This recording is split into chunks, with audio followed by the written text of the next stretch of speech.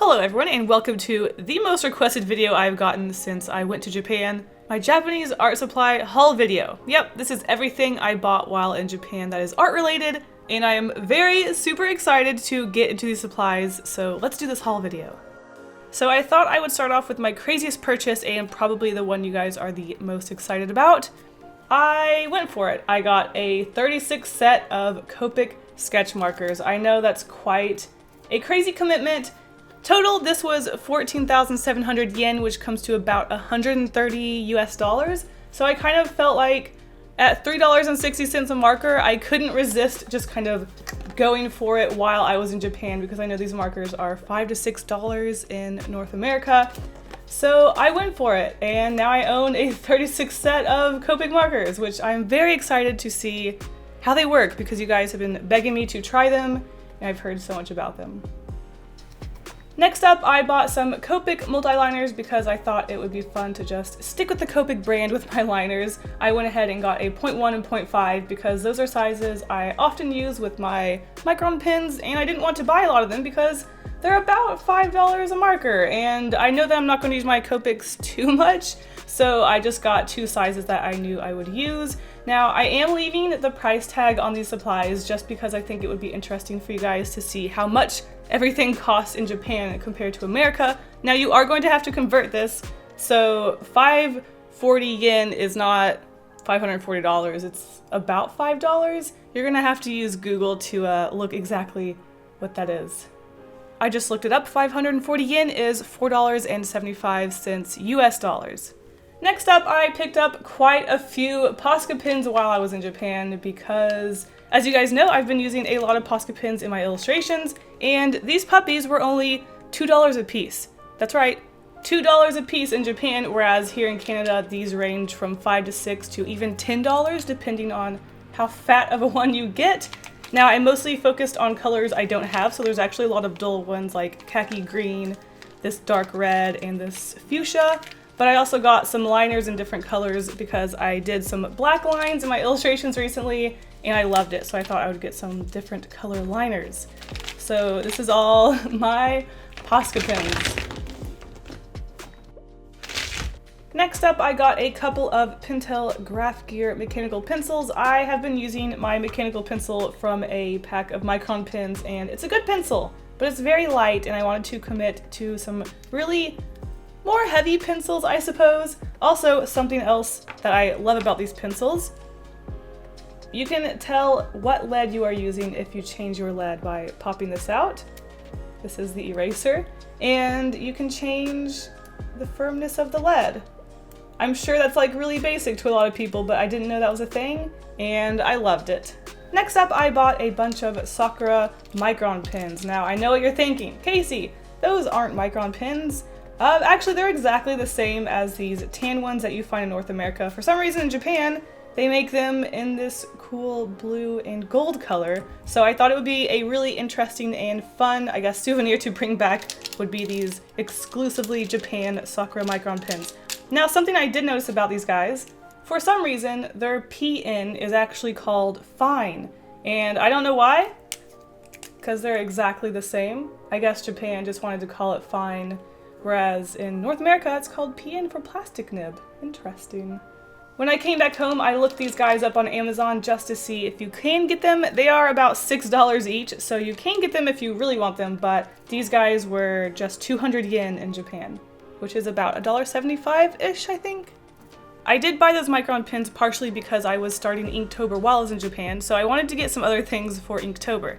I got this deleter whiteout so that when I do mess up with my inking, I can have something to white out my mistakes. It's just a little simple little guy just to undo those bad inking jobs.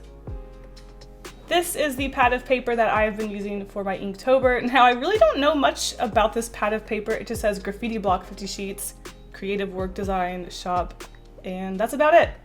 It doesn't say what kind of paper it is, but it's okay, I guess. I just wanted to make sure it was thick enough to handle inking, and it is.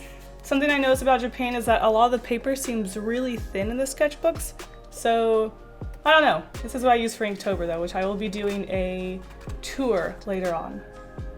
I did buy a lot of paper and sketchbooks while I was in Japan, even though I'm probably not going to use them for many years. I could not resist because I did just want to try a bunch of different kinds of paper. So I've got this cute little sketchbook. I just couldn't resist it. It's just pretty dang adorable.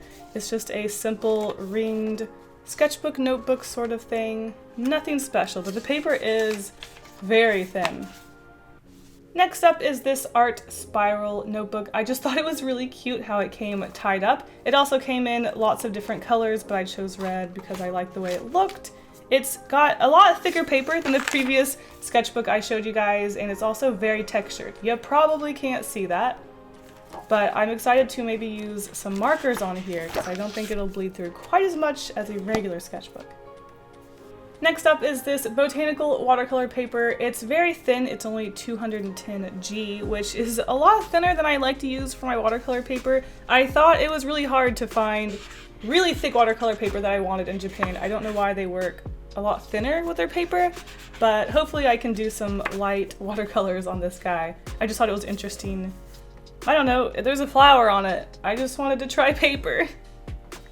Next up is this Holbein Sonder Waterford White Artist watercolor paper. Thankfully it is 300G, so you know it's thick enough for me. This is also a block, which means all of the sides are glued together. This helps the paper from wrinkling quite as much. It's something that I've never actually used, so I'm quite excited to try it.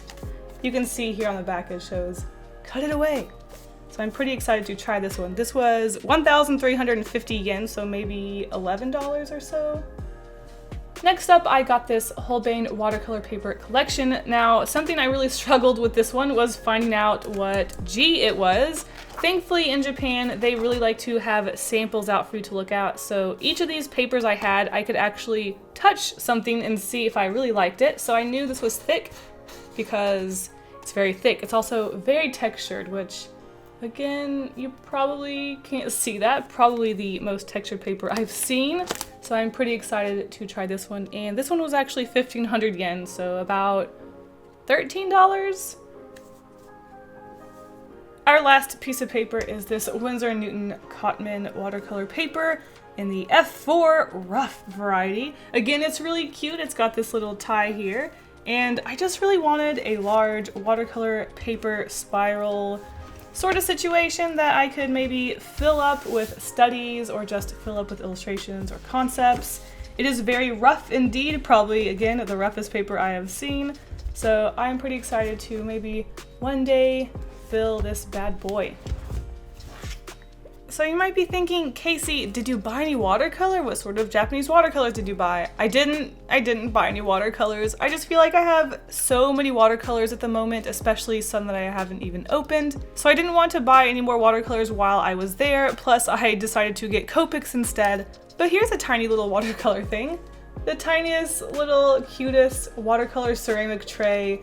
I couldn't resist. It's just so small and so cute. Next is something that I didn't really know existed until it was later on that I used this art supplies. It is a screen tone eraser. It is meant to erase screen tone and create gradients or just remove the screen tone. I didn't know about it until I'd already done my video and played around with it, but now I have a little screen tone eraser. So now it is time to get into the more random sort of stuff that is still technically art supplies. I got these little wooden blocks to create stamps because I've been wanting to make stamps with my aunts or just stamps in general. So I also got this block to create the stamp and then put it on a wood block so that you can, I guess, hold on to it better. I also got a few tools to cut away the materials. There were so many varieties, but I decided to just stick with these three and hope that that was all I was going to need. So I'm excited to make some ant stamps or something. I'm very excited. Speaking of stamps, you can't go to Japan and not just buy a bunch of useless crap you don't need. So next up I have some already pre-made stamps that I just thought were so dang adorable and I couldn't resist. They're just so cute. What am I gonna do with them? I don't know, but they're silly and cute and I got them because, yeah. Also some little inks and some earthy tones because you know me, I just wanted some colored inks. This is more of a stationary thing, but I got these pencil markers to use in my, I guess, my planner and stuff like that. If you recall my sketchbook slam, I had some cat-shaped ones, but I kind of like these pencil ones a lot more. Next is a pencil pouch that I've been eyeing online for a long time, and I know I did just buy a pencil pouch, but this is something that I kind of forgot about because I didn't want to pay for shipping, and then I saw it in Japan and I was like, I gotta have it. So what I really like about this pencil pouch is that you unzip it, and then you pull it down and all of your pens and pencils and stuff are sitting there ready to use. I just think it'd be really cool for when I'm at a coffee shop with friends or something and I don't want to display all my stuff, but I want to see everything that's in there. I just really like it. I think it's a very nice pencil pouch. Now this is something I cannot actually show you guys, but I'll give you a sneak peek. What you're looking at, blurred of course, is about $80 in erasers. Yes, look forward to a Japanese eraser haul video in the future. It's over 50 erasers, probably over 60. This is the last thing in the haul. It's not really art related, it's more of, I guess, art desk related. These are some organizational tools that I found and I just fell in love with them. They are just so cool. Let's take a look.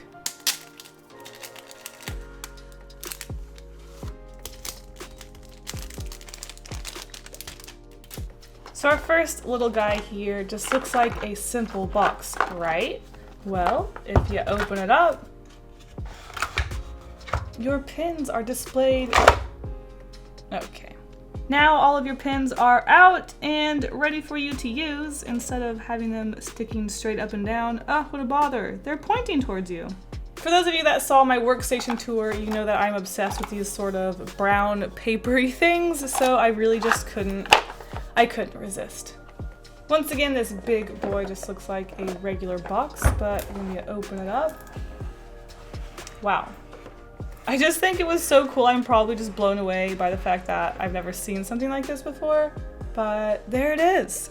I also can't get over the fact that they suggest that you decorate them. It's so cute.